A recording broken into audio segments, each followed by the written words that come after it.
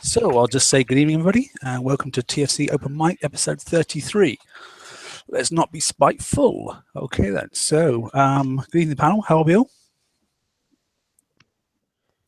Hello, everybody. Pretty good. How's everybody doing? How are you doing?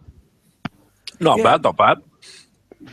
Good. We've got a good sized panel tonight. So, and some new faces, which I quite like as well. Some regulars and some new faces. There's a few people in chat. So, things to talk about tonight. Obviously, we can summarise quickly. Obviously, this is the first open mic since the raid's finished. So, we can have a quick little chat about that and see if everybody got the few prizes that were available.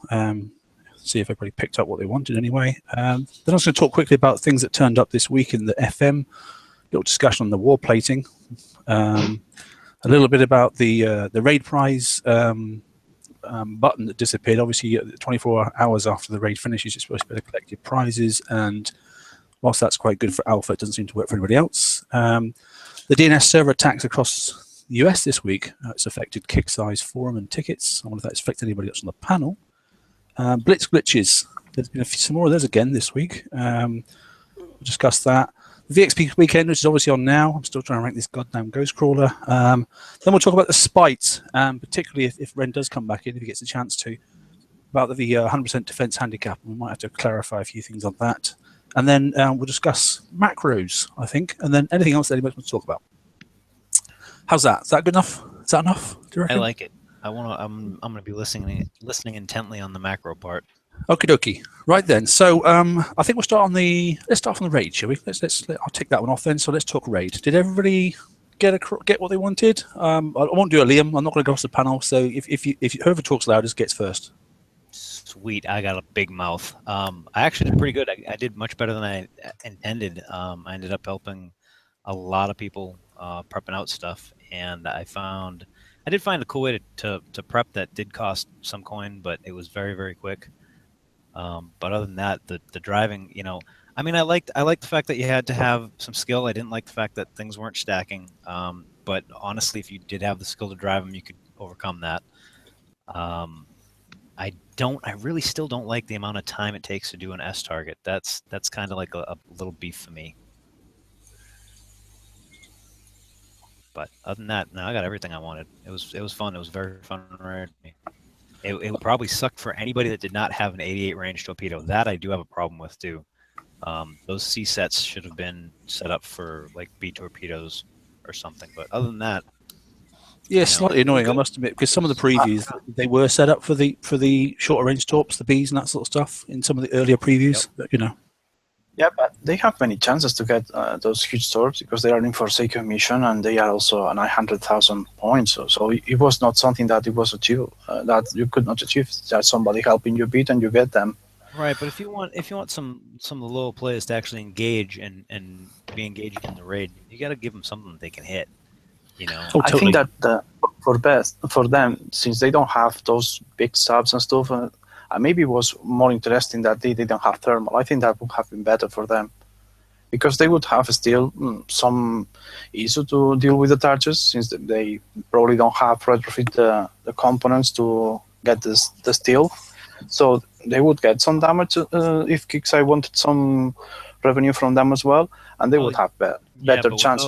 Without level locking the targets, that would mean that anybody that had the bigger subs could just auto them. But I was just going to say that the quickest thing I think for that is bear in mind the month before they level locked us out of the B set and basically give us a deficit of 75%. Then at the C set, give us a deficit of 100%. Yeah, just don't hit at all. And also they have the scripts to make targets not being hit by some levels. You just need to see the Draconian Armadas. If the level 30, I think I don't know which is the max level, but I know that not everybody can hit them. So if they wanted to introduce that, they know how to do it. It's already there, isn't it? Yeah, exactly. I think so too.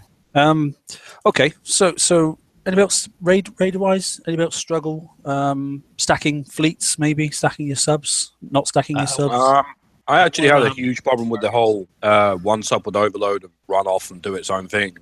Besides that, though, I actually found that driving one sub at a time, although it took longer to do the target, I had a lot more success actually driving. So I'd go park my sub somewhere and just use one sub at a time to do the targets. That way, my subs didn't run off and do their own thing, and I didn't end up with a huge repair bill because one sub decided it didn't want to stop, and the other subs decided I want to go over here. Yeah. I must admit, I posted a video myself of that, and I haven't suffered that myself. And then when I posted it, the amount of people that came back, and then I felt a bit arrogant because, I don't have an issue with that. And I don't know why I don't have an issue. I'm not complaining, but I don't have an issue with that. It doesn't seem to... If the worst case scenario for me, I might have to spin the subs 360 and they come back in alignment and I can just carry on sort of stuff, But I know a lot of people were having that issue, whether that was tech at their PC, whether that was Kixie servers for the amount of players. For me personally, I noticed that generally, as it always is, for the UK players in the morning between sort of 10 and then 2 in the afternoon, it's the best time to do anything because obviously that's when the US are mostly sleeping. And we get really good bandwidth and that sort of stuff to the servers and really low ping time. So, well, I found with the raid that I was okay at work when my server speed was higher, and I could strategically drive on the higher level targets. When I got home from work, my server speed, I live out in the country, it was a lot slower than it was, and I couldn't do those, so I dropped down and did the A sets, and I actually enjoyed the A sets. I could kind of blitz them and make mistakes, and the last raid, and the payout on them was 1.3, which wasn't that bad off. So I actually enjoyed the raid. I didn't help a lot of people. I didn't have a lot of time for it, but got everything, of course, and there you go. Yeah, has anybody here got a thumbs down in general for the raid compared to the one the previous month? I do have one thing to gripe about. Go on. I believe that the S set should have had a slightly higher payout, judging by how much time it took you to actually complete them. I totally agree, because the S set compared to the A sets, or whatever they call them now, they were almost, you were, 5,000 points different than the A's and the...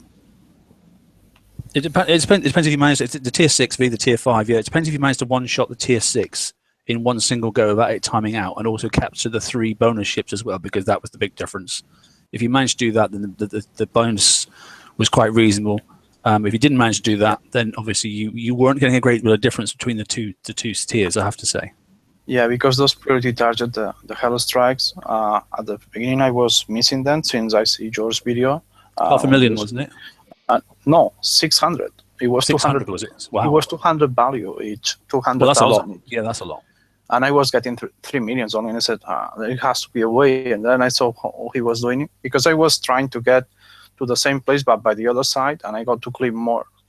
So it wasn't worth, because I was losing all that. So I saw that way and said, well, okay, let's try. And it was working good, so perfect. I actually have a curiosity question. I want to know, did Emery keep a count of how many targets he stole over the raid? Not exactly. My total was 95 million points. I can tell you that. And I have no idea how many, but it was like 99% was stolen. And I was collecting more for others. I was going to ask if it was possible today to steal VXP targets, but I'm not sure if you have found yet that tactic to do it. I found a few prepped ones, but there's no gain there, really. If anything, it's actually worse when it's prepped. Yeah, I agree, actually, I should say. You know, I mean, we all laugh about it, and some people have been really sort of like quite anti people pirating targets of other people and that sort of stuff. But ultimately, people pirate res from their bases, and people pirate things off the dreaded word megaship. Well, the big complaint off the round table right now is that when you steal somebody's target during the raid, and they've sat there and they've spent a couple of fleets, they're spending real coin on it. There's a big difference between going to somebody's base and hitting their base, which they could repair for free. But when somebody's doing a raid and they're doing the S set targets, it's costing a minimum of coin. When you see them repair and have to go back in, then like I said, this is not me talking. This is the round table. What I've seen the discussion is you're taking real dollars out of those folks' pocket. Yeah, if someone does it to me, I won't follow you for a week. I'll follow you for a month. Yeah, I mean, there's options, but the other thing, the simplest option is this: if they get you, go somewhere else. I mean, there was times when people were coming in trying to snipe stuff in my sector, and I mean, I moved the people I was prepping for. I moved them like about 17 sectors over. You know, and I agree with that. But that, like I said, I'm passing on what I've seen in the forums and the way people generally in the game feel. You know, I get it. It's the modern game though. Frustrated. It's the modern game though, because I mean, back in the old days when it used to be the top 3 people used to get a prize, we used to steal everything from everybody. I was terrible. I mean, I used to win my sector quite often, and I got the battleship, and I got the God. Anyway, I got a few things. I got the HHB, I think it was, and that sort of stuff, you know. But I would go around and I was awful. I would just go. I wouldn't give a monkeys. Yeah, if you were in 3rd and 4th place, you'd go and hit their base like near the end of the raid, just so you can have. Trash their base. I'd go around and I'd smash up docks. I'd do all sorts of stuff just to stop people catching me up. Just because I wanted that back then. You know. Nothing. Well, let me give you some advice from an expert point of view. If you guys are doing your stuff and then someone like me jumps in and takes something away that you don't like, don't start doing the next 105 just next to it. Yeah, go elsewhere. That makes me smile, and I just don't have to look for it. I'm just gonna go 1 second to the right, and I'm just gonna park there and wait and do it again. Also, it doesn't help when your flagship is not a phantom, and I can see you moving 30 seconds away to the other track uranium base. Use the fucking tower. And I agree. Then I have to actually look. Make it hard.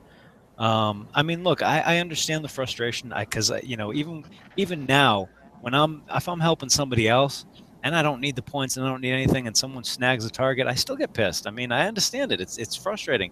If it's you just trying to get the points and you're struggling and someone does it, it's really frustrating. You want to reach through the screen and throttle the person. I do admit, right? I did find it funny, because I was watching a couple of people getting theirs stolen, and then the chat went ballistic on the sector chat, and I was like, sort of giggling to myself in some respects. I felt sorry for people, but I was laughing and thinking that's proper pirating. And I was like, I mean, I understand the frustration. And look, there is a valid argument to be made where we're having problems with retention, and you don't want to disenfranchise people and all that. But at some point, you got to go, look, this is the game that you signed up to play. I mean, it is what it is, and there's ways to mitigate it.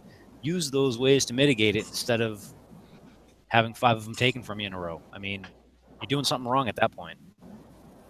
Okay, moral to the story. The reason I brought this up is for all the players that get sniped and get their target stolen from them. If you search through your world, hit a tower, and go to a sector that's completely dead, you're going to be able to complete that target with nobody watching and nobody there that's going to hijack it, and you're going to be able to help people. But I've been seeing about the real money and all this could easily be alleviated if you're not sitting in a sector 400 or a sector that I was in that's full, trying to do a target and not expecting a freaking pirate to pirate you. You have got 600 targets to go and pick from each world. Well, now you've just said that you don't, because now, what's his name? What's the guy that steals the target's name? Henry. But it's not just Henry. He's going to be sitting there waiting in the dead not in all 600 targets, though. He doesn't. Yeah, they don't have that much patience to sit there and wait. You haven't got that many bookmarks. The thing is that how I operate is not that I have my favorite tower at, let's say, 400, and I'm just gonna jump there and wait for someone to go there, and maybe they're gonna do it the way I like it. It doesn't work that way. I actually look around. I can either look for the leaderboard and see if they are doing their raid next to their bases. Well, exactly. That works for maybe the first couple of hours, and then they realize what's going on. And then that doesn't work very well anymore. And then you need to be aware about the dead sector. Cunning. Because, number one, there's no lag in the dead sectors. You scroll the map and you can scroll like 3, 4, 5 sectors before you run into lag and you have to reload. So I like the dead sectors for that reason. If I wanna hit a sector which is like guaranteed to have some work going on in there, I can go to 400, but as soon as I jump in, I got lag already, so I don't like it at all. And 400 is just an example. There are a couple of other crowded sectors which I've been trying to avoid for that very reason. Yeah. And then once you figure out the honey spot, you should better put a bookmark there because great term, the honey spot. Okay, all right then. So let's go on. What the hell? Sorry, mate. What I was saying is it goes back to strategy of the gameplay. You know, again, you go somewhere where Emery's not. Yep, totally agree. Okay, so I thought, okay, that's enough on that. That's targeting. That's the raid and that sort of stuff. So I thought we'd just jump forward quickly. Does anybody have any issues then with obviously prize collection at the end? I mean, I know some people tend to collect all their points and then wait to the end, speak to their alliance and say, right, I got this many points. You know, it's all right for people like me and that sort of stuff because you just get stupid amount of points and I don't really mind. But some people have struggled to get, 3 to 5 million or 5 to 9 million sort of stuff, and then they'll take the advice of the advice of their alliance. So did anybody lose out? Did anybody in the chat there lose out on the fact that obviously it seemed to go okay for Alpha World again, but everybody else seemed to lose out they didn't get the full 24 hours reclaim at the end? Anybody in the alliance notice that for any of the alliance members? No. I mean, I usually have the guys in the alliance have plans if they get to certain different levels, and once it ends. Yeah, we have goals. I have to say, we set a goal at the start normally in our alliance, that sort of stuff, and then basically we help out those individuals to get to that goal, and then after that, if people got stuff left over, yeah, they'll just keep going to the very end and then decide sort of stuff. But we never leave it the 24 hours ourselves. Too risky, I think. I ran into a strange issue this raid to where I went in and I'm gamma shards, and for some reason all the points that I had went into a negative, and they never resolved. Yes. I saw that, yeah. And I posted it as like it was funny to me, but they never resolved the problem. They didn't. I sent a ticket in to Kick, not really because I was worried about the points. Seen me go into a negative on points in a raid. I saw that posted on the page, TFC page. A bit odd. So they never came back to you on that one. They did come back. They said, "Well, I see that you've got points now. I guess there's not a problem." Of course, I'd hit more targets because the raid was running out, but it literally put me into a negative, and I still haven't figured out why. Because you climbed yourself out that negative then. Basically, the negative points that you went to hit targets and you got from negative to positive figures. Exactly. Right. Okay. Well, that's pretty bad. I mean, if somebody only ever scored 2 million points and all of a sudden they're in negative 1.9 million points, then they're not going to be having a great rate at all, are they? If they've struggled their ass off to hit low-level targets. Well, except if he actually got a loan and he was able to spend more points than what he actually had. Doesn't really happen. Yeah, they've got my credit card on file. Yeah. Okay. So raise prize button. That's fine. That sort of stuff. In general, I don't think that obviously this raid was supposed to have twin targets available for the tier 6 target. That didn't obviously work out because they completely changed the targets altogether. The format was completely different as well. So the only thing I think was missing, to be honest, was which I don't ever think is going to come back in, not with this sort of target, and that's the exit button from the target, so you can get out early, which is annoying when you're running a crew. And I stopped running crews, because it was just a waste of time, having to sit there for that amount of time when you're prepping. That is, I just refused to do it, so I didn't run any crews personally. Apart from that, did anybody find any problems with the raid itself? Any timeouts, any glitching, and that sort of stuff? Well, there's a glitch when you're trying to use the tower. I run into endless black loading screen a lot of times thanks to that one. It's usually happening during the raid. The stacking issue sucked. I mean, there's not a single video I made that did not show that stacking issue, the stopping issue. That was, given how much precision you needed in the raid, that was a really big issue. Yeah, and you know what? I'm sure that there's a million and one people have got different. Well, We want people that have got the same views, and there's one or two people who've got different views. The point is, it's an issue, and the issue was the thermal was so close that if you made a slightest miscalculation or your ships didn't snack, you were penalised for it absolutely. It was just ridiculously heavily, wasn't it? I actually have one of the videos that actually shows. Yeah, one of the videos I have actually shows 3 of the subs stopping and one of them jumping forward. It stops, but it stops inside of their thermal range. That's what mine did a lot. Yeah, that was weird. Yeah, it's annoying. They'd stop, fire, and then one would jump forward. Yeah. It's not so bad in Apollos when it was doing the previous. This isn't the first one, but you had to be. This is a fine-tuning one, wasn't it? So 3 months ago when we were doing the Apollo raid, who cared? One jumped slightly far ahead. Well, so what? But that happened with many ships. When I came back to the game, the first I did was build some Crusaders to the mines, so I could start to get those base parts, and it happens the same. Just stop, just by the time, and one of them suddenly moves forward just a bit more. So it's not just Apollos or the new sub. It's something that is related to all ships, seems. I think what I had to do in the end was just to be accommodating to knowing that was likely to happen, and then slightly adjust. Particularly when you're actually going and prepping some of the later targets, which I did for the sector and for my alliance, was when I get into some of the really close ones, to the Hulks and that stuff. Is that I would drop three subs at the top, as obviously Stu was saying there. I just come down with a single sub to 3 pots, prep the last one out, sort of stuff, just to make it a little easier, to make sure I didn't get spotted, because if you're prepping for somebody, the last thing you want to do is be taking damage as well, or excessive damage anyway. So that was my theory anyway. Okay, so I think we'll probably move on. So raid, we'll go VG tick on the raid. The prize I'm interested in is the spite.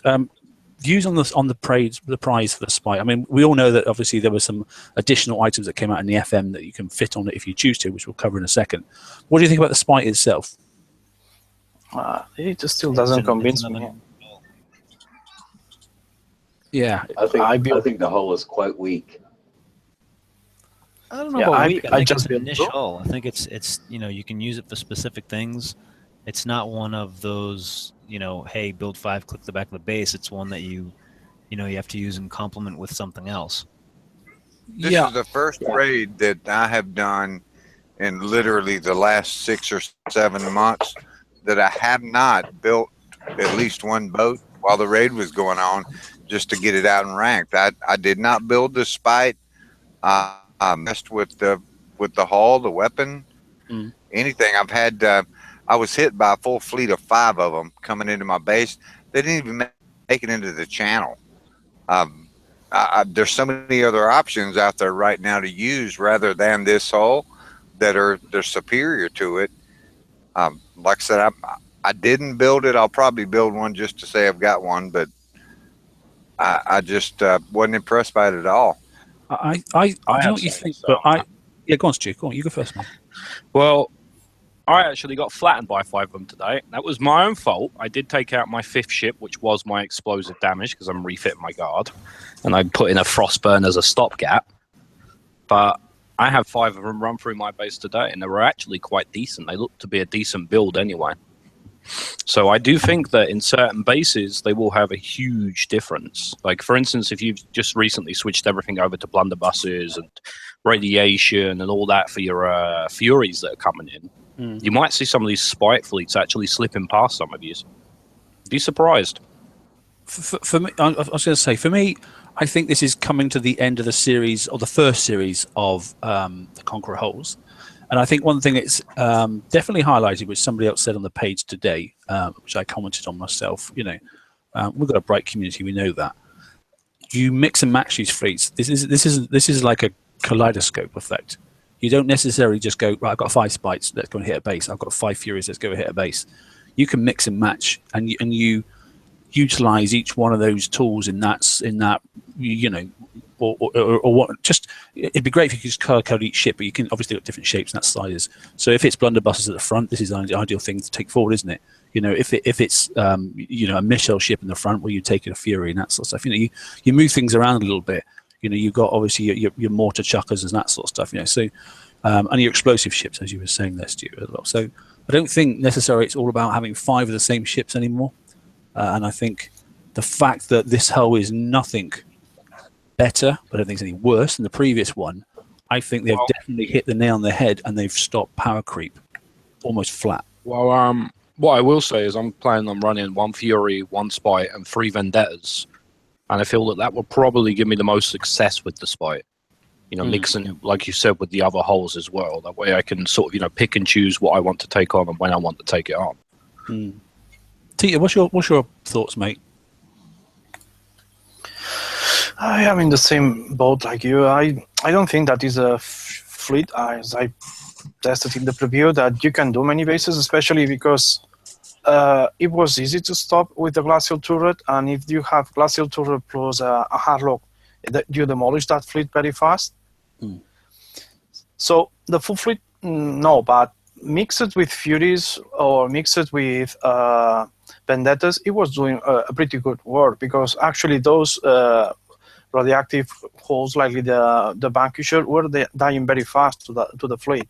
So it was good to kill Vanquishers. I remember that the first base I tested in the preview, there was a guy with all radioactive and alike, and I was even driving, and I got till the back of his base, and I was my first base in months since I came back. So, and it was an interesting base, but it wasn't complicated if the base just hasn't, because mostly of the people has removed all sort of let's say flags or anything like that, or the coaxials or those iron curtains that people have. So most of the bases are weak to the missile. The problem is that the hull itself is not very strong to most of the damage that the bases have. The explosive is weak, but it's also very weak to the missile.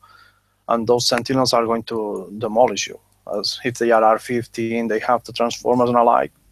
So I find the hull weak. So I don't think that is a hull that is going to get into many bases, high-end bases. If we talk about level 70s, 90s, well, I think that the level 50 cap should move to level 70, because later on I tried some of those, and some of them are pretty good jokes. Yeah, I'm sort of in agreement with that, to be honest. I mean, we'll talk about, in fact, that's a good thing we'll talk about in a minute. I'll just write that down a minute about base levels.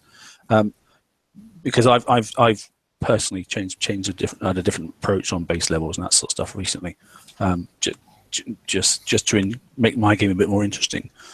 But yeah, okay. So that's our thoughts about the Spite. So then we roll again. We knew it was coming, sort of stuff. So we have the rollout of the new FM equipment, and then all of a sudden this stuff war plating comes in, and what do we get? We get a fixed time that quadruples the fixed time of the Spite, or the hull you're fitting it to if it is a Conqueror. Well, you've got no much choice, because it's only going to be fitted to a Conqueror. You can't put it on anything else. What's the panel's thought on that? And in the chat, guys, are you happy about the way this is going? This funneled system of rolling down for a flowchart and only be able to do, restrictive builds and taking the imagination out of things, or am I just whinging? What do you think? No, but I mean, I like building weird things, so this is not restricting my toy box sucks. And that special that or the armor that you said is really, I mean, if they're going to do it, at least do it right and have it at the same, repair modifier as the hull or something. That it's a Conqueror hull. I mean, what the hell, I don't know. Either have the same amount of armor that it should have for the yeah. Either have the same amount of armor for that repair time, or cut the repair time to the armor. I mean, one or the other. I don't see. I have a real problem with that armor. I have a problem with them, limiting us where we can use what. It's just not. I don't like it at all. I'm very much against that. I hate anything that forces me in a direction that they, want me to take. I like to have the freedom and creativity to do what I want to do whenever I want to do it.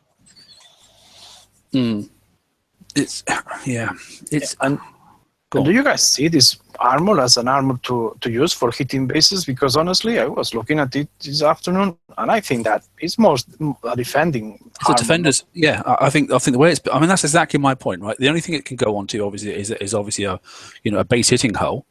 But the only thing it's actually any good for, personally, I think, unless you, well, I don't know anyway. But I think it's actually on a defender hull. So what we are talking about the 30 minutes adding to the hull at the end. So if that's something they think is going to help people stop Vendettas a bit more, I don't know. Then it's something you have to study in your base. If those vendettas are the big issue in your base defense or not. If not, you don't build it. But yes, I am with yours. If you build Conqueror's Hulls and you put those ridiculous repair times for the amount of armor, but many of the times, if you put these armors that doesn't do that much, at least for attacking, for example, you better go without them. Yeah. See, the very first thing that I thought of when I saw this armor was Citadel. Man, this would have been great for dubs to beef and it up. bases. Yeah. Yeah. I mean, it goes hand in hand with that. And then I saw Conqueror Hull, and I was like, "What the hell?" I don't know. Well, maybe vendettas. Yeah. They would actually be useful in the FM on the sits. Yeah. Yes, exactly. Yeah, it would be. But there's many uses it would be good for. I mean, I was saying that the fixed time of Citadels would be crazy. Then I must admit, But it's annoying. I mean, I built some spikes and that sort of stuff. Blank built them, and I'm just doing the second one now. I've ranked them up and that sort of stuff. I started the second one last night, and then I looked at putting the plates on, and I thought to myself, there's absolutely no way I'm going to do that because I can do a fleet. Selecting the right base, somebody that's not, has got blunderbuss and they've gone for all launchers and that sort of stuff.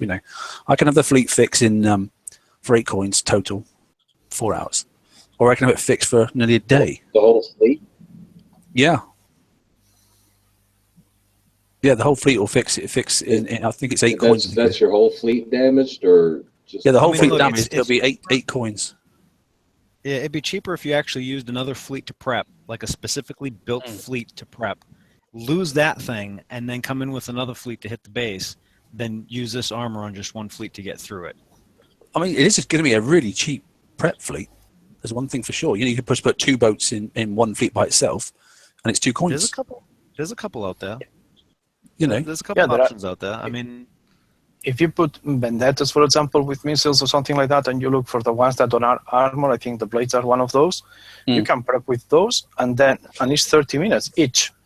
Yeah. And I've seen somebody else. Yeah. And it's a lot more armor because from 30 to 4,500. So, as he said, you better use a prep fleet before using that on a fleet. Yeah, oh yeah, definitely. It's a specific type of. I mean, again, it's another. I keep saying this before. It's another tool to a toolbox, isn't it? You have to go in there, know you can't just randomly go in and pick this fleet and go, this is the one that's going to go and smash this base, because you can't. You need to know what's inside the base before you bring this fleet in. If you're going to just bring in spikes and nothing else, because you are absolutely going to get your ass handed to you if you aren't careful. If you go in, there's got, if it's got a couple of, mastodons in the back, sorry, not mastodons, but, you've got some missile chuckers in the back, and you've got some Deadeye executioners as well, and he's got all the red plates up, and he's overloading you. These are going to last seconds. Well, they're not even going to get the channel, because I've seen a couple of them, and they don't get anywhere at all. But someone that's chucking mortars around at you and that sort of stuff, and has maybe got some blunderbusses or, that sort of stuff, you shouldn't have too many issues. It depends what they've got. But it is a niche hole. So you either just chuck one in your fleet and mix them up a little bit, but I do see it as a really good frontline prepper. I have to say, as long as you're getting it slammed by too many missiles coming from the back end, sort of stuff. I've noticed on the page as well. I don't know if you've noticed it, Stu. I think you commented on a couple of them as well. People are still looking at the spike build and then adding armor plates that aren't like just standard straight armor plates. They're adding, D5X and that sort of stuff. I just wanted to reiterate the fact that obviously you get no defense bonuses at all from adding anything. 100% handicap this thing's got. So 100 times 50, that'd be great. Okay, but unfortunately you've got 50 then minus 100%, which is always going to be 0, isn't it? So don't think about adding anything defensive that you think is going to buff up your stats. The only thing you can buff, to be honest, is raw armor plate points and your evade. There's nothing else you can actually boost. I agree. Yeah, I do see a lot of people using what is it, D6A? Another one. Yeah, D6A. A lot of people using that special on that, and it's, it doesn't work. Like, any way you look at it, it's not going to work. It's got 100% defense handicap, so nothing defensive will work on that fleet, on that ship. That goes for, I believe, all of the current PvP ones that have come out as well.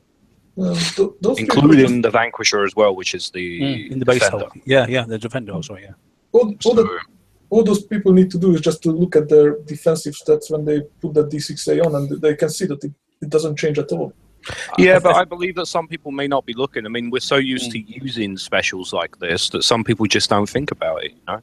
So a little extra, pointer there for people, it does not work. Don't do it. Use, siege battery. I mean, there's plenty of builds laying around in places. I'm pretty sure we could show a build at the end of the show or something like that, as a base hull or something like that. But, I mean, there's plenty of other specials you can use in place of these specials. And there will be so much more, well, obviously there'll be so much more helpful because the other specials aren't working. I just also thinking in place of that siege battery, when people start using resonance capacitors and that sort of stuff, make sure the hull you're putting on, if you're putting a single file, say you're doing 5 of one ship, that it will self-trigger. So if it doesn't trigger, you're not going to get that overload, and you're not going to get that initial sort of like boost from the base overload. Some of the ships just don't have that capability, and even if you put it in with another fleet, it still won't do it, sort of stuff. So you do need to read and understand the stats. Sometimes it works really well on some hulls, but sometimes it doesn't. And there's so many hulls out there now, you really need to read the blueprint of each hull before you actually commence with putting your specials on. It is quite important. Well, it's more than important. You'll just get your ass. That's typically what I do, is I sit there and stare at them and go through them all for a little bit before I even put anything on them. Yeah, go through your actual blueprints themselves, and you can't do this on Huggies, by the way. You can't. It doesn't work like that. You've got to actually go into the game itself, either go to design mode and then click on the blueprint, or just go into blueprints in the drop-down menu, and then have a look at the blueprint there, and then read the small print and that sort of stuff, and understand the hull itself. And ask if you don't know anything else. Go, I'm building a plan of this. This is my build plan, and there's nothing wrong. The only question you should never ask, is the why didn't I ask that question? That's the only one that shouldn't be there. Everything else really should be, this is my design. I don't like people coming up going, I want to build Furies. Hey, got design, please. It's far better because we don't know what you've got and what you haven't got. It's far better to go, this is my capabilities. This is what I've got. This is what I'm thinking of. It's a new fleet for me. I'm looking for ideas and that sort of stuff. That will get you loads of help rather than just going on their cold. Yeah, I agree with that. I mean, I get people asking me all the time, what should I do with this? What should I do with that? And I have generic builds saved, bookmarks on my browser or whatever from Huggies, and I'll send them out all day long. But if you come to me with a build that you've already put in place and you're saying, okay, this is the current technology I'm working with, what can I do here to make this better, so on and so forth, then I'm happy to help out more there than I am if someone's just like, oh, give me a build. Yeah, there was an excellent Fury build, or an example, sorry, of that. Someone popped up their Furies on the thing and went, look, I can't work it out. There's something wrong with my Furies here. And, it was only a couple of specials and that sort of stuff that were wrong. And he made an assumption, basically, of what the capability of that blueprint was. And by changing the two, and somebody recommended it, not one of the TFC crew, it was just a general person, another member of the community went, that special doesn't work. Change it for this, and you'll have a better experience, And that's exactly what TFC is all about, helping each other out. And keeping the game live, which is our main goal. That's what we like to do mostly. But yeah, so just bear that in mind. Do read your blueprints and take notice of the hull. The Spite is an unusual beast. It's no game changer. And like I said, from last year, the difference in the game this year for power creep, I think power creep is a thing of the past for the last 3 months. I just don't think there is any power creep. I think we've been flatlined now for at least 3 months. I don't know what you think, but I think we've definitely cured that issue so far this summer. I think it's dead. Yeah, most definitely. I do too. Yeah, and it needed to happen. It really did need to happen. And I know many people are going, Spite, I'm not going to build it. That's fine. Yeah, don't build it. You don't have to build it, and you don't have to, as Kixie always say, you don't have to have every ship that comes out every month, although it did feel like that for some stage. But that's not where we are at the moment. I don't think you need everything. And I definitely think this is one of the ones where you can build maybe 1, maybe 2 if you want to. It's up to you, to be honest. But we'll see. That's what I was saying. I've got it in my arsenal, but until I see a great advantage for it, I've got a base hitting fleet that I really like, and I don't see where it adds value to me. Unless we got a new defending hull coming up soon. Maybe that makes some difference, something like that.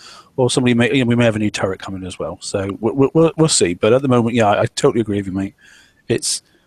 It's another one where you go, oh, I know that base over there. He defends this way and that sort of stuff. Oh, this hull will do quite well for that. So it just we'll see. We'll see. Well, one thing I'd like to see actually coming up in the future, like this is probably a little off topic here, but some more defender hulls put into the game. I mean, if you look right now, you have technically 2 that you would consider to be useful to this day. I mean, the Enforcer you could probably squeeze in there, but I mean, you use the Gamma and the Vanquisher. Those are the 2 most known, the most useful in this game right now. And then the rest of your base card is usually made up of, maybe a Citadel, Mastodon, Rhino, whatever, Aegis or something like that. Yeah, it's different classes. There is really not many options for a defender hull. I'd like to see a few more of these come back to the game.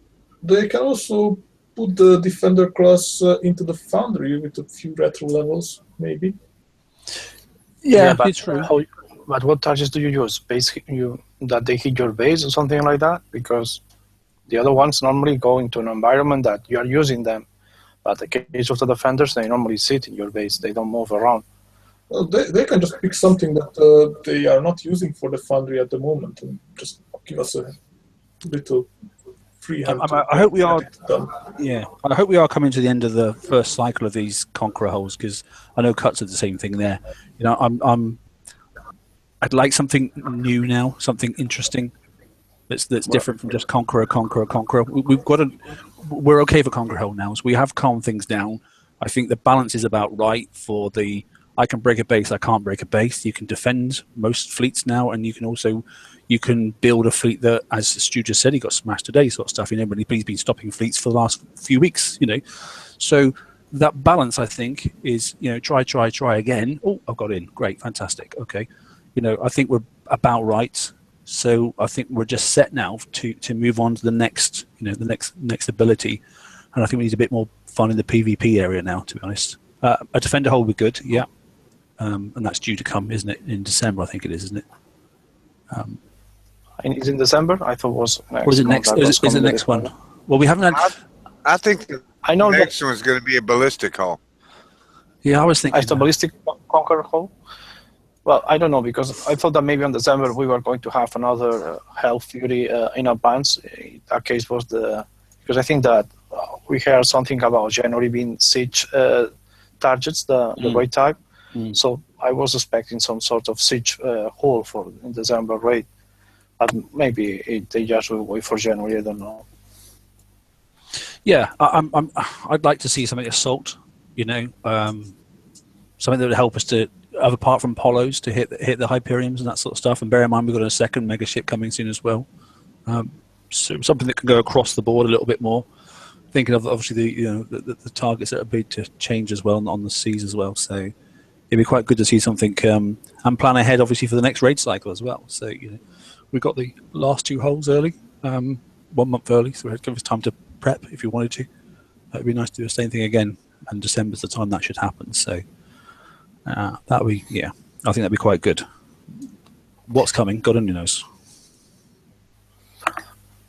But really, one thing I hope that they move in the future is the option of on the raids for the people that are going to them, is to have the chance to get both prices if they want, because they advance you. For example, the health raid in August. Mm-hmm. But when it comes to September, if you didn't play in August or you didn't get it, you could get other health raid or you could get the Fury, but you couldn't get both. And that, I think, is a penalty that they shouldn't apply, because actually the hull was going to come on September, and they advance it, and that advance make that people lose 1 ship. Oh, yeah, totally. I mentioned that last Tuesday. I believe I actually said those the same exact words, so I agree with him. Yeah. I'd like to see in the raid cycle that during the raid cycle, you get a progression targets.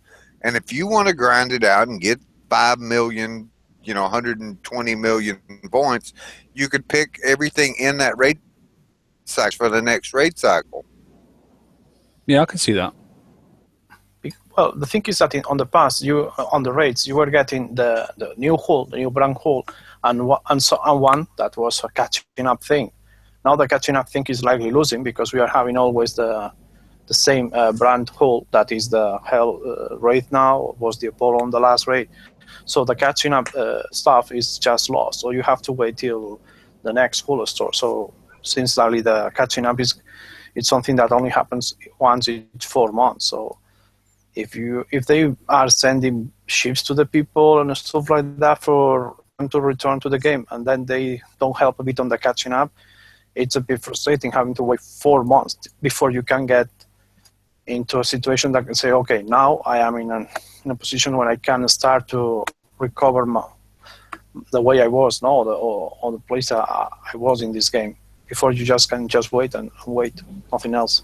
Well, you could turn it around, couldn't you? In 4 months, is your stuff outdated? I'd like to see where for the lower levels, where they can obtain blueprints and stuff easier to get them up to speed faster. You know what I mean? Mm. Right, and that's what George has been griping on for the last few months, is that the newer players or the older or the player of the game have got to feel like they're important in the game, and they've got to have a way to catch up. And back to what I was saying about the raid cycles, if you put all the targets up there and drop them by 10 to 20% of the cost of the original raid, then those players at least have a chance to latest and greatest a month ago, because 2 months from now it's not going to be the latest and greatest anymore. Yeah, but that's the thing, that if you look, for example, to the holes you can research in your base, tell me which of those holes is something you can use in a single raid or something like that. You have the foundry, so you can get things, but the things you are researching is likely a waste of time.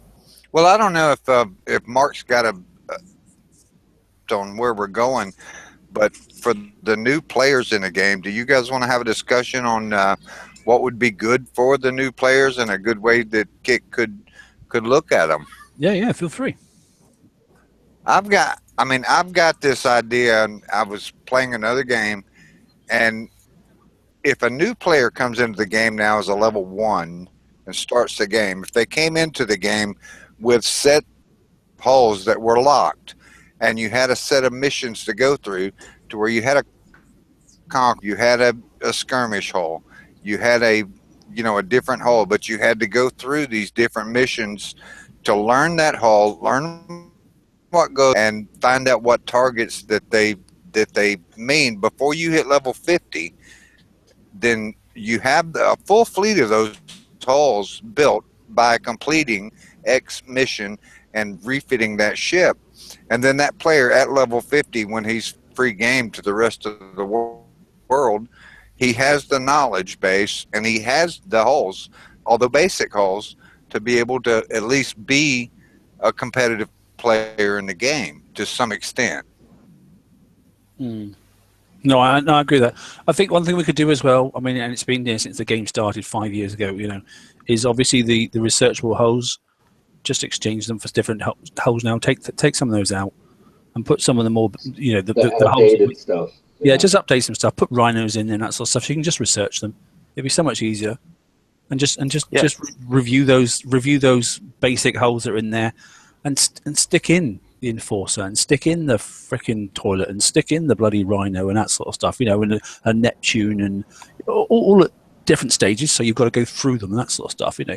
But start off at something that's worthwhile. And maybe they will be locked because they have to be at the end forsaken holes. No, they should be researching. There are plenty of all there that they can use to replace the old ones, because the battle badges and all those things, they have no room in the game anymore. Stick cooters in there. Stick something. The subs in there are a freaking joke, to be honest. You wouldn't get nowhere. Yeah, with any of those in there. At the end, they are nearly gifting them when they get into the whole store, 300, 200, 100, 1,000 points. So at that point, you could just do the research thing. You get to. I had a new player come into the game, and for example, the defender slot for your base, it's like, what the hell is this? And the progression of the game, and this player actually went through and built his base up to level 50 before he joined our alliance. and it was, what is this? What is this? What is this? Why is this? And that should be taught by the time you hit level 50. Yeah, through a set of tutorials, that sort of stuff. Yeah, and at the end of that tutorial, you should get then why can't you at, say, level 10 you get certain base fleet, and at level 20 you get another base fleet, or you get another fleet sort of things, or by completing a set of TLCs you get something at the end of it. You go through a tutorial system and that sort of stuff, and it could be base defense, it could be something or other, it could be something else, and in learning that tutorial, if it's base defense, the set of base holes that are in there, you get them for nothing at the end of it. You've completed it. Tick it off. You're not going to hurt the game at that point. You're going to help the player that's trying to progress in the game to know what they're for, and and be able to at least feel like they're doing something rather than sitting there trying to upgrade freaking walls. Well, yeah. Also, they used to put a few holes into the FM, and nobody would care if some fairly half-decent hull would go into, let's say, tier 1, 2, and 3. It wouldn't hurt the big guys, and the small guys would actually be happy about it. Do you know what I find annoying, really? Okay, you might climbing the ladder and progression, that sort of stuff. The problem is the ladder's got a lot of rungs missing. And, you can get on the first 3 rungs of the ladder. The problem is, rung 5, 6, 7, 8 is missing. You can go up one more, all of a sudden, then you've just got to reach up and jump to the next level. And the problem is, a lot of the guys can't reach. They just fall by the wayside. It's a big stretch, yeah. And they just can't do it. They can't do it, so they just get disillusioned. They're not going to climb back on. Or they might have a go and never go at it, sort of stuff. They go, right, I'll put this to one side. I'll come back in a few months.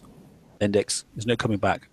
Well, I mean, there would be nice to also see some components added into the game in certain places as well. I mean, there's a lot of technology that's not been reoffered again. I mean, you can look at things, for instance, right now, this is just an example. Right now, to stop Furies, you can use antipodes and you can use lockdown rockets. When was the last time they were out? When was the last time you saw lockdown rockets on offer? Or antipodes, or something like that. Maybe some of this could creep into the Forsaken mission, or maybe in a raid store or something. Maybe we could have a component raid. I said on Tuesday about put them out on the C res targets, and just put them down. And if antipodes is out there, and put it down, you've got to get 15 components. And then they're in the, and then you just do it as you go along. The tactical fuel resistance, still available. Or the old new alloy they added, the one that is CL3, I think, the one that protects you from ballistic and radioactive. That would be good for people doing mines and stuff like that. Yep. There are some components that were added at the time, and there are no more. Or the rail guns, now that they added that whole that turret, the Vanderburst, that seems to work pretty well using that. So there are things that they could re-add or do a whole store, or do like they do a whole store components store. Although we can say that the last whole store on August was pretty full of those components. So I was very happy with all those that were there. There were a lot to take. But that was like the first time ever, and we don't know if it's gonna come back ever. Okay, all right. Well, it's just some thoughts there. Some things to take away and that sort of stuff. Some of them are we go around in circles with some of the ideas, and some of the ideas are fresh and new and that sort of stuff. But we do need to do something, and I think they acknowledge the fact. But in the day, they did need to fix the top end of the game first, which I do think is fairly reasonably fixed. And then the raid was busted, wasn't fit for purpose, so that's now being fixed. And hopefully next month we'll have something that's similar along the same lines of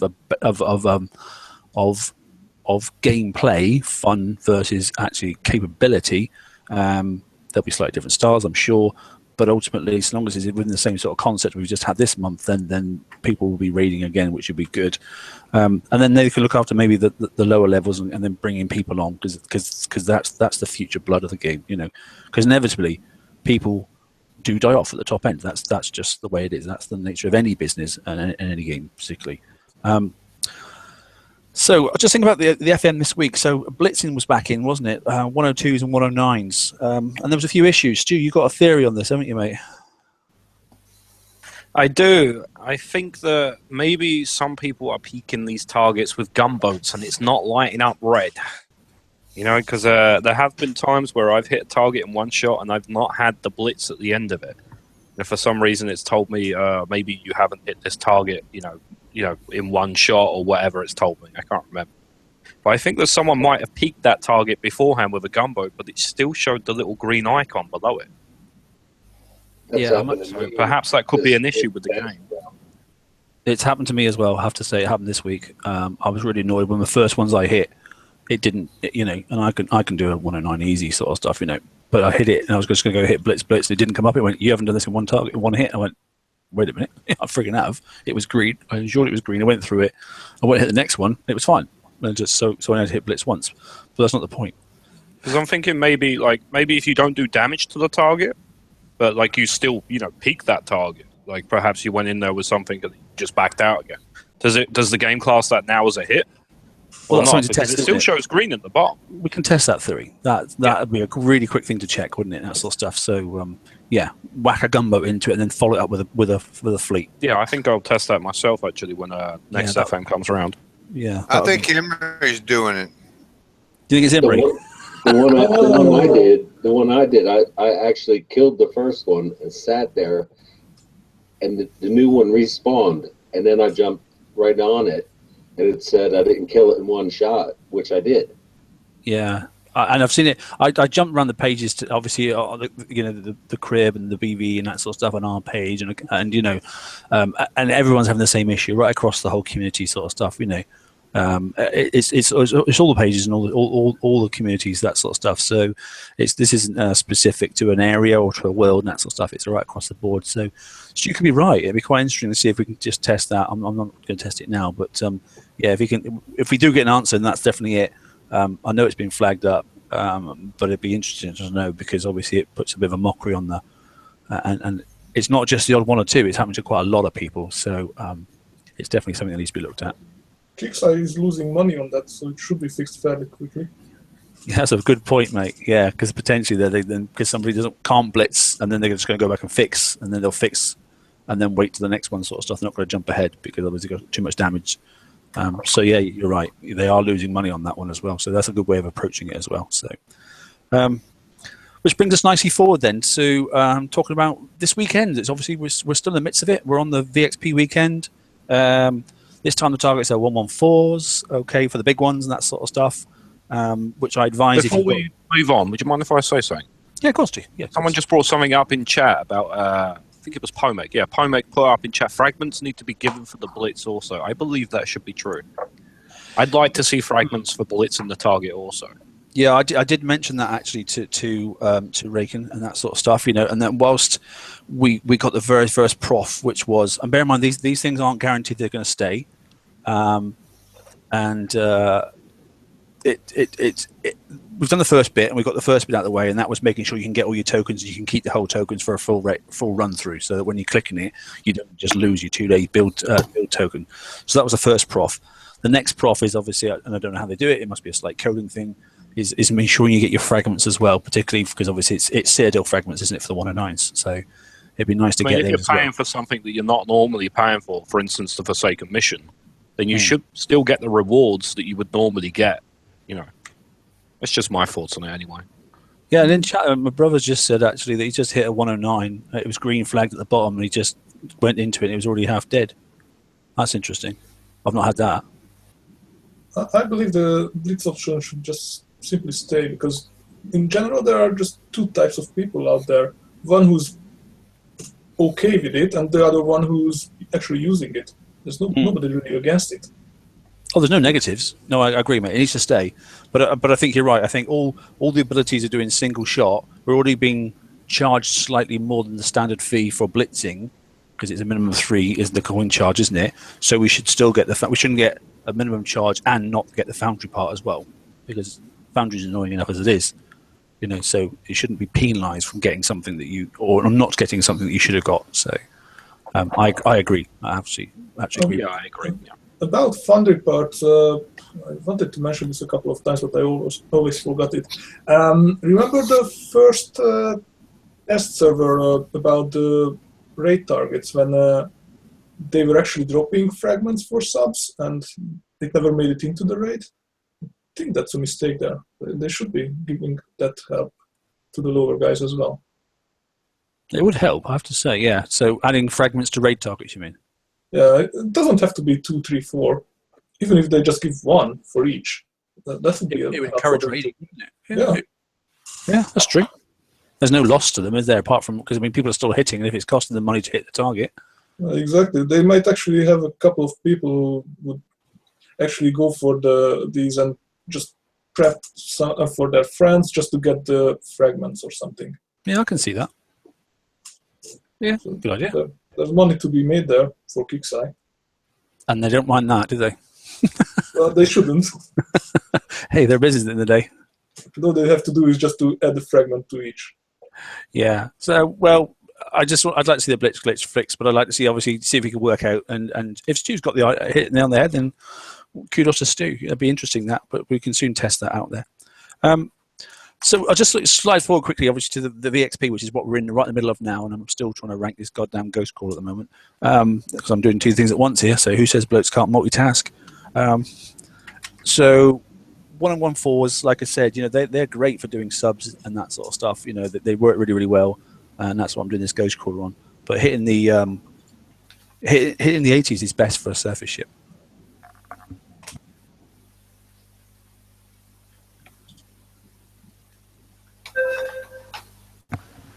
Thoughts, guys?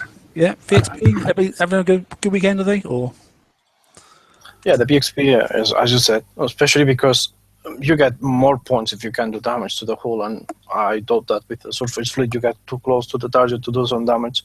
Those explosive doors are lethal on that 114.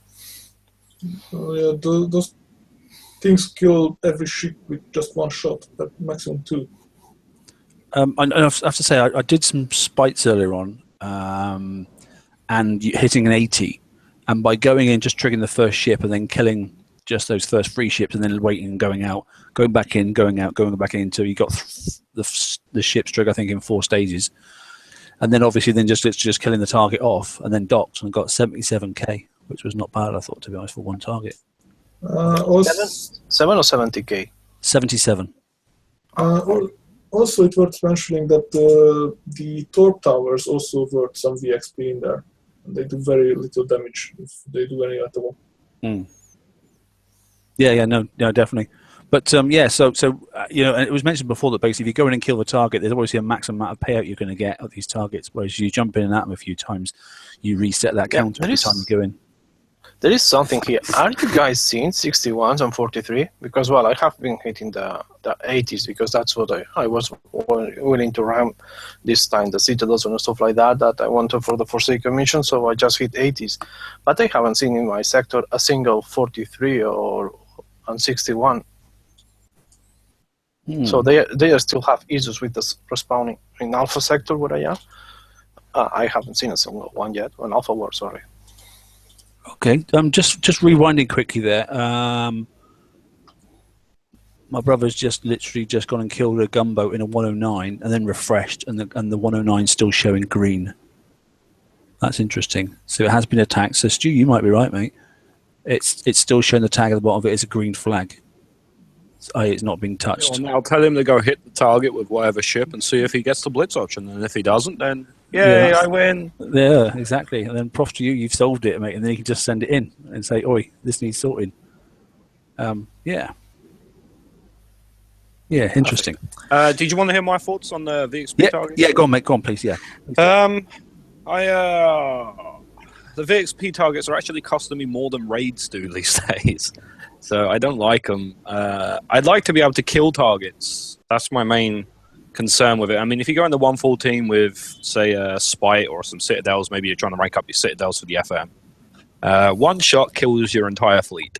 Yeah, which is not nice. I'd like to actually accomplish something when I'm hitting a target. I'd like to actually be able to destroy this target, and get XP from it or whatever I'm getting from it. Like, I don't think something should be made so difficult that I'm getting 1 shot. Do you want Sorry, carry on. Yeah, if you get Still, were you hitting? Okay, which one's which? You were hitting the 80s or the 114? The 114s. I did hit the 80s as well, though, and the 80s weren't so bad. I mean, still, if I come in with Citadels or whatever, then yeah, I'd get my ass handed to me. But that's to be expected.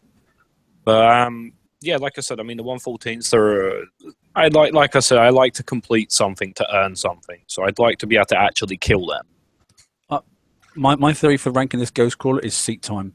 Or then, and I'll show you because I'm nearly done. I'll show you how I'm ranking this. You're thing. hitting the earth ones. I'm hitting the 114s. I'm in the same boat with you. So that's how I'm hitting, and I'm ranking it. As dull as it is. So you can see I've got a gunboat up the top. I don't know if you can see that. Mm-hmm. So there's a gunboat up there, and that's drawing out the drones. And obviously then the ghost crawler is sitting in one of the cab rings, so it doesn't die. And then basically it's just smashing the drones. Not getting too near, obviously, any of the thermal ships. I've already killed off the Hades, all three of them around the outside and that sort of stuff. And I do that. And basically, see, now, watching this kind of makes me glad I didn't win the ghost crawler this month. Yeah, it's dull, and I can't do it any other way. There's no other way I can do it for free. But at least I can do other stuff while I'm doing it. You know, I can monitor TFC and that sort of stuff and that stuff. It's the dullest thing in the world doing this, I have to say. Do these drones actually give VXP? Because normally they don't. Yeah, they do. Yeah. Yeah, you get points, mate. Well, put it this way: that wasn't ranked at all this morning, and now it's on 72%. Right, I think I should look into that. So that's what I'm doing. All right, and I'm running I roll for a crew while it's in there. I just go out, and because once it's sat there, isn't it?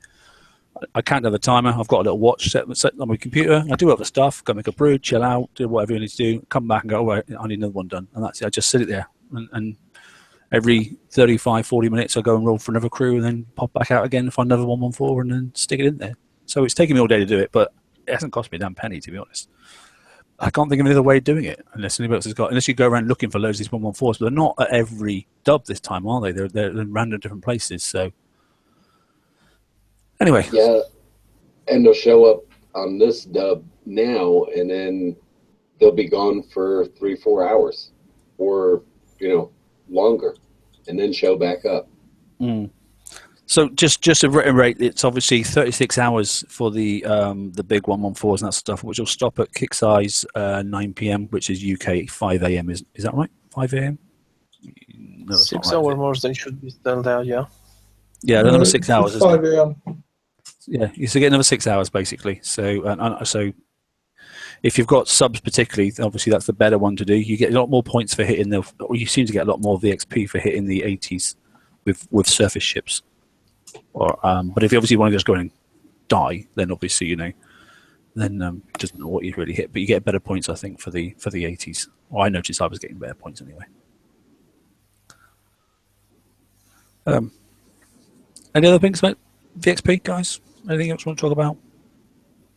Apart from it's dull.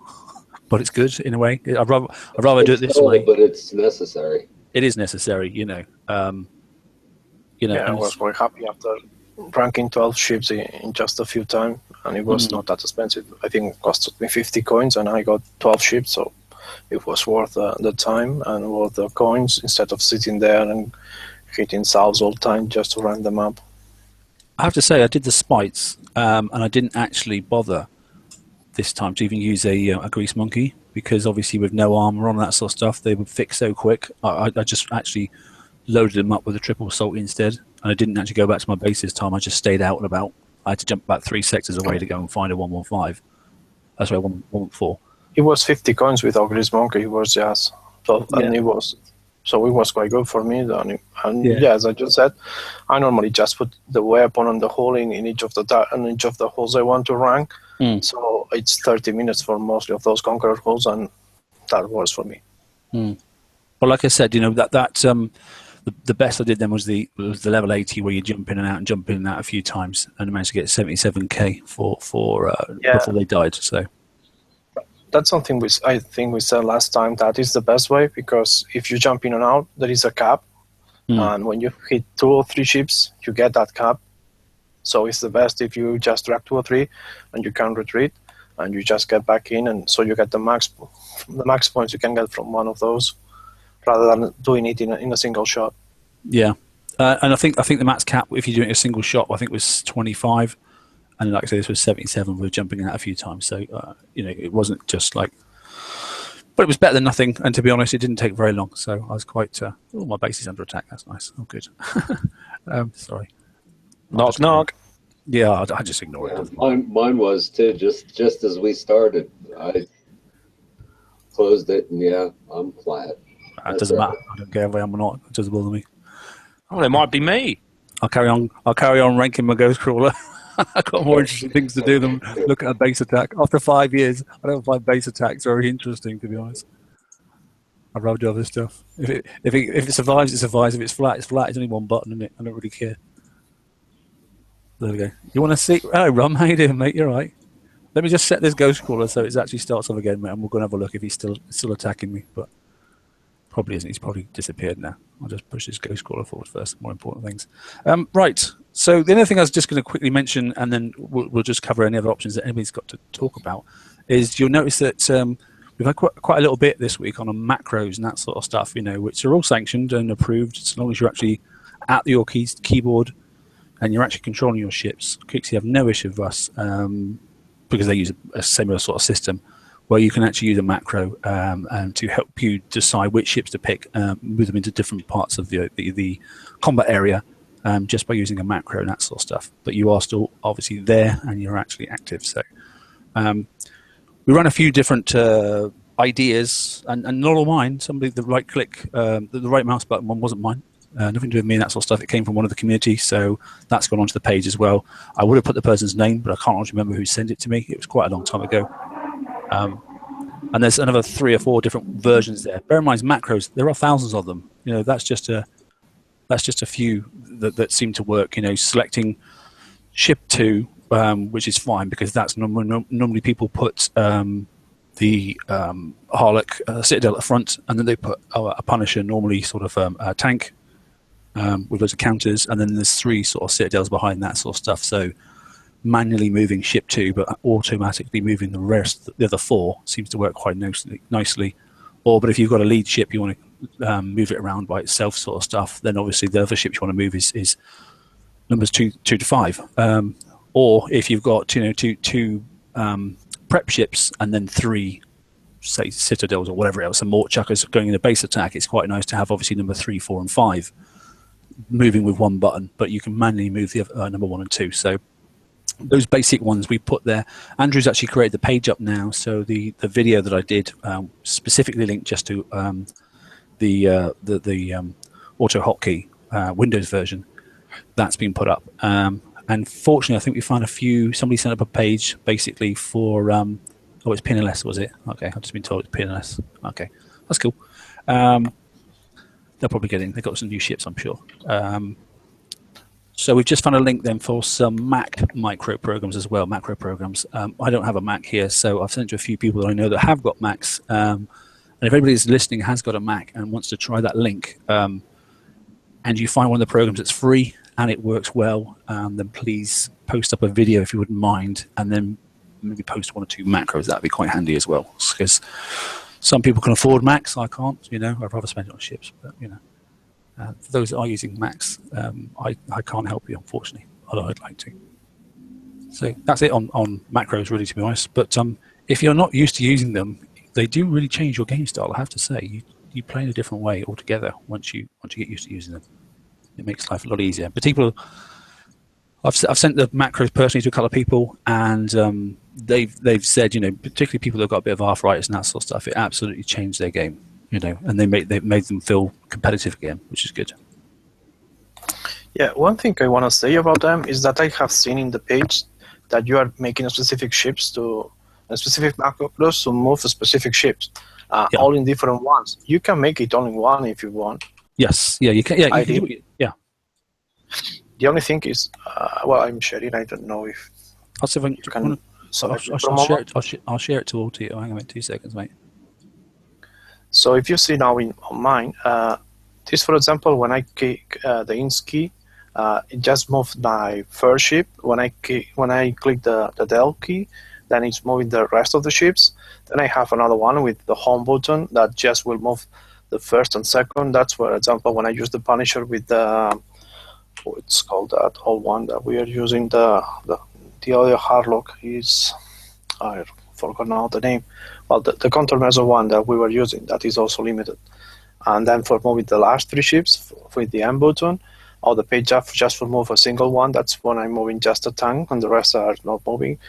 For example, the middle button of your mouse, the M button, that just to select all to a 1 point, so I don't need to go or move my hand to the arrow up, or then the wheel up if I just want to move one ship, or the wheel down to stop them all, because normally when you're using macros, remember, it's just selecting one ship at the end, and when you want to stop them all, you have to or click arrow up and then arrow down to stop them all, or it's messy because just one ship stops and the rest keep moving up.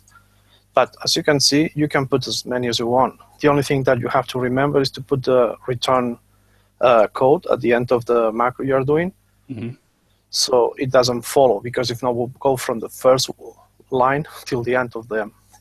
So that's the only thing you have to do, but you can put more than one. If you guys want, I can give it to TSM so he can publish this one as well. You can change keys or whatever you want, but you don't need to have multiple ones. If you know that you are moving certain things at every time, you just can put all the ones you want in a single one. Or if you want, you can put them all. That's up to you. That's good, mate. Yeah, if you can PM me that'd be quite handy. Okay. So I'm just giggling at my base getting hit at the moment. It's making me smile. Is it Prober? It might be, mate. Oh, he's got a fresh fleet in. That's cheating. He's got what? He's brought in a fresh fleet. I don't mind that. I'm losing 1 fleet and he's using 2, so that's fine. That's right. Oh, no, he's just refreshed it. That's what he's doing. He's just yeah. That's okay. He's doing good. He's all right. He's going to get in, I think. He's having fun. That's all that matters, isn't it? Hey, who cares? Is it actually Prober? Yeah. Oh, I'll time him out in the chat then. That'll piss him off. Is it really Pro? He's having fun. It's my own fault because I haven't actually. Oh yeah, he's hitting the warehouses now. If he gets in, you have to say on this stream that Pro is God. All right, deal? Do I have to say that? Do I? Yeah. If he gets in, you got to say that Pro is God. Been bugging me for months to say it. You got to screen share. Kind of swells up.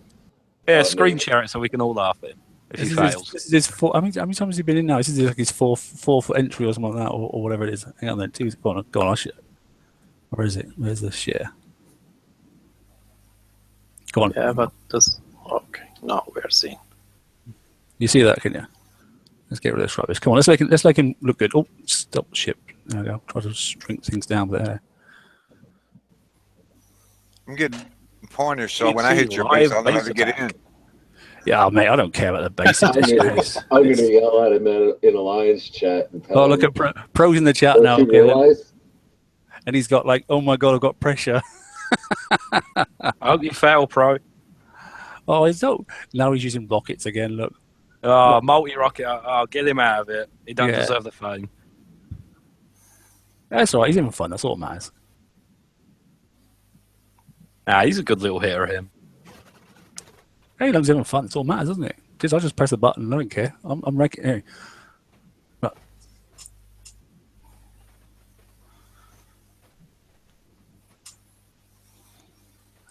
you'll have fun watering that thing because it doesn't water very well.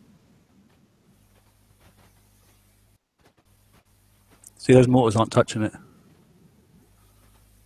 I expected the Retribution to kill that quite quickly, but apparently not. Yeah. He's done good. That's all right. Fury does pretty good against them. Yeah, it does. No, yeah, I know that. I was expecting Pro's Retribution to kill your Retribution fairly fast, but it's not. I've set that Retribution up that it's hard to kill it. I've got another one building, but it's not fully ranked yet. So. Oh, he's got your. Yeah, the rest of it's boring, isn't it? Go back to the Ghost Crawler. What up, buddy? Where is my Ghost Crawler? There it is. Right. Okay. Well, we'll stop that. So, is there any points then that they want to talk about this evening? Anything else they want to cover? No, I think we covered actually a great deal of topics tonight, and I think we've done very well. We're quite over time, aren't we? It was a great show, though. It was good, and thanks for coming in, guys, and thanks for having the chat. First one, it was. I liked it. Yeah, it's it's nice when people come in with all different views and that sort of stuff, and it's not just me talking, as I'm quite good at, as you know. It's nice to have other people's opinions. I think So, they still well, have they say here, so I think they missed the hit. Oh, really? Apparently, you didn't actually screen share that. Apparently, it was locked to Tito. Oh, was it? Yeah. Oh, no. Okay. Sorry, guys. You didn't miss a great bit. All right. So that Pro's happy. Look, anyway, he's in. He's done that sort of stuff. So there we go. I've made somebody's day. That's all that matters. Yeah, you didn't see it, Pro, so it never happened, mate. Yeah, Pro, I didn't see it either, mate, so I'm pretty sure nothing happened. Sorry. Look, just to make him feel good, so I post it up on the page. Pro is good. Is he? All right, then. Right, I'm going to end it there, guys. I'll say good evening to everybody, and we'll look for, obviously, the update next week. We'll see what's coming. And it was nice meeting all of you. Yeah, and you, mate. Good for coming on, Eric. Thanks very much. Take care, all, and obviously listen for next Tuesday's show. Like I say, if you have got any macros that you want to add, or anybody managed to get around the situation, obviously the blitz not working properly, and we get a confirmed reason. It seems then that obviously by going in a gunboat and it dying, it definitely doesn't change it from green to red. So that's part of the problem, probably. And if that is the issue, why you're not getting it, then that'd be great. That's been like that since the first time they introduced the blitz. Some of us have been taking advantage of that until Stu ruined it. Okay.